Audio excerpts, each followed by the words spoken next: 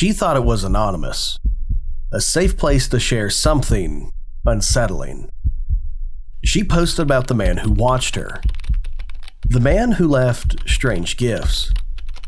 She posted it on Reddit, a tiny corner of the internet where she felt invisible. But she wasn't invisible. Not to him.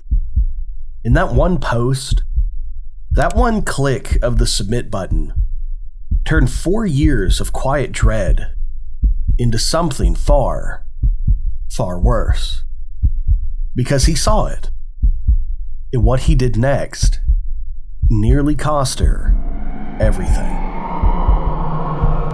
If you're looking for more true horror, legends, and mysteries, all designed to give you late night chills, hit that subscribe button and join us every week on the other side. Tonight's story comes from Germany and is about a woman we'll call Anna. For about 4 years, Anna had a shadow. Somebody obsessed with her. Now, most stories like this start with slammed doors or angry calls, maybe even violence. But Anna's story, it didn't begin like that. For a long time, it wasn't even truly scary. It was annoying. Creepy, sure. Unsettling, most definitely. But mostly, just deeply, profoundly annoying. He never yelled, never threatened her, at least not directly, and didn't try to break in or hurt her. Instead, he just watched. And left things, letters, sometimes photographs of her apartment building taken from the street below, and sometimes gifts. Disturbing little tokens, like pieces of her own trash, carefully selected from her garbage can and left for her to find. The first few times it happened, Anna did what anybody would do. She called the police. But what could they really do? There were no fingerprints left behind and no obvious threats in the letters, just rambling observations. They didn't even have a suspect, just a ghost leaving garbage on Anna's doorstep. Eventually, Anna just tried to live with it. It's a strange thing that the human mind can adapt to. The constant low-level hum of being watched. And she told herself maybe it wasn't that bad. If he wasn't physically hurting her, maybe this stalker was manageable, like a bizarre unwanted pen pal. She was wrong. Terribly, terribly wrong. One evening, about 3 weeks before her world tilted sideways, Anna was doing what millions of us do, scrolling through Reddit.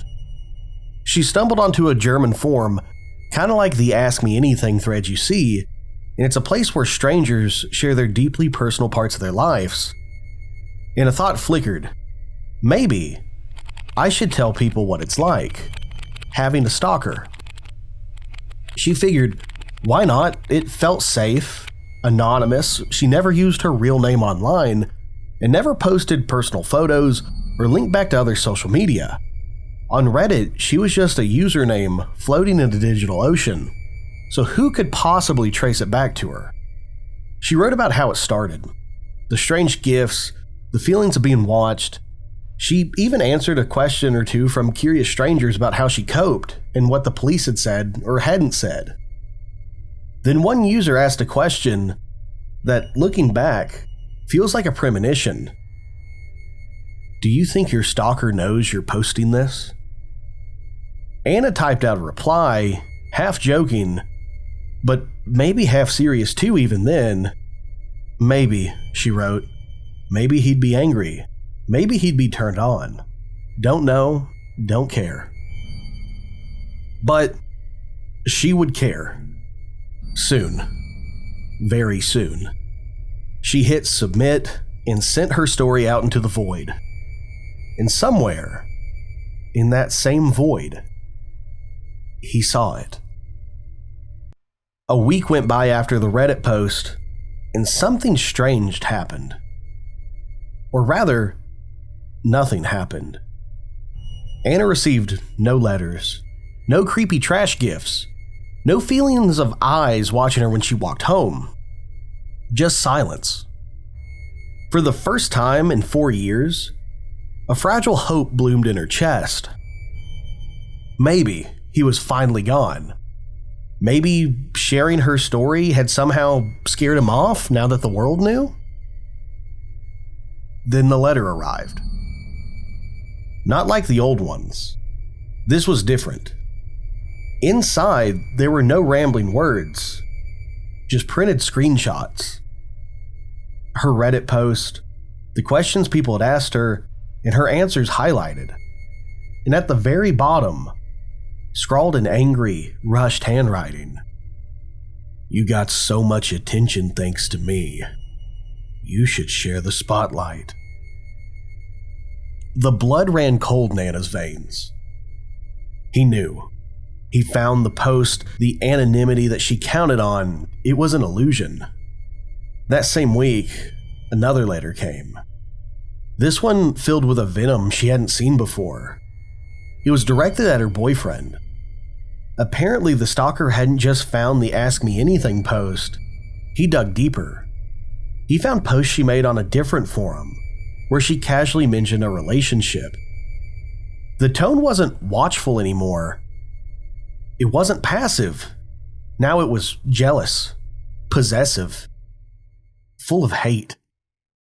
The game had changed, and Anna began to feel genuinely afraid. The feeling of being annoyed was long gone. Now there was a knot of fear tightening in her stomach. She started checking locks more often, looking over her shoulder as she walked home. But she probably still told herself that it was just letters. Just words. Right? He hadn't done anything violent. Yet. It makes you wonder, doesn't it?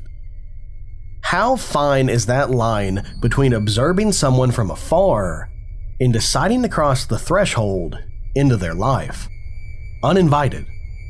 For Anna, that threshold was about to be shattered.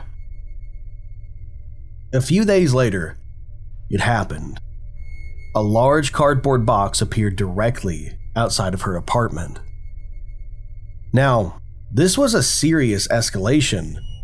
Before everything had been left outside the building, mailbox, doorstep down the street, he'd never gotten inside before.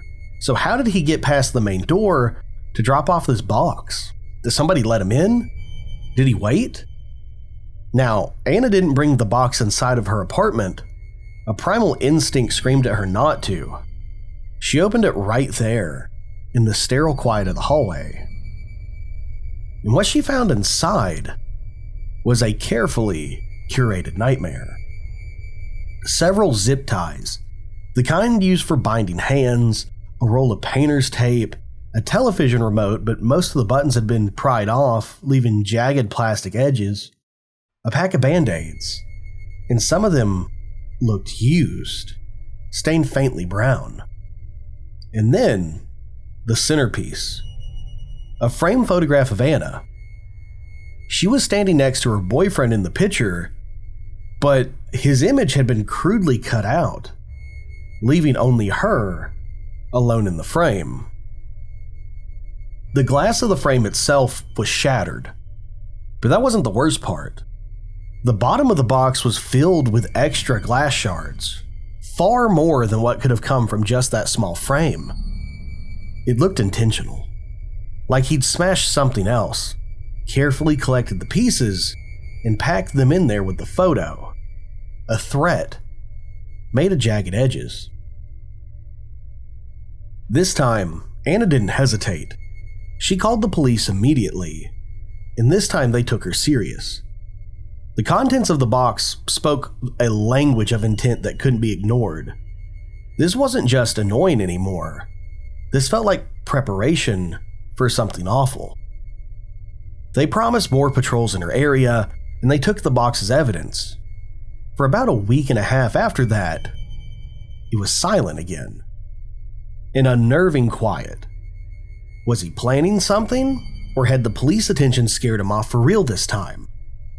Anna could only wait, trapped in a state of high alert. Then the quiet broke. Letters started arriving again almost daily. But the tone was different now. It was cold, dismissive, and still angry. He wrote that he had wasted his time on her, that she wasn't actually special at all, and it felt like a breakup letter written by a psychopath. 5 days before the end, Anna stepped out of her apartment in the morning and heard a sharp crunching sound beneath her shoes. She looked down. Broken glass had been deliberately scattered right under her doormat, waiting for her. With a sense of fury mixed with dread, she decided to have her boyfriend call the police again when she got to work. She could not keep living like this. But when she reached her car parked on the streets, her anger evaporated and it was replaced with ice-cold fear. The sides of her car were deeply keyed, long, vicious scratches marring the paint. The headlights were smashed, shattered plastic littering the pavement, and smeared across the windshield in what looked like white paint was a message. "It's time soon, Miss Jenkins." Her actual last name, used for the first time.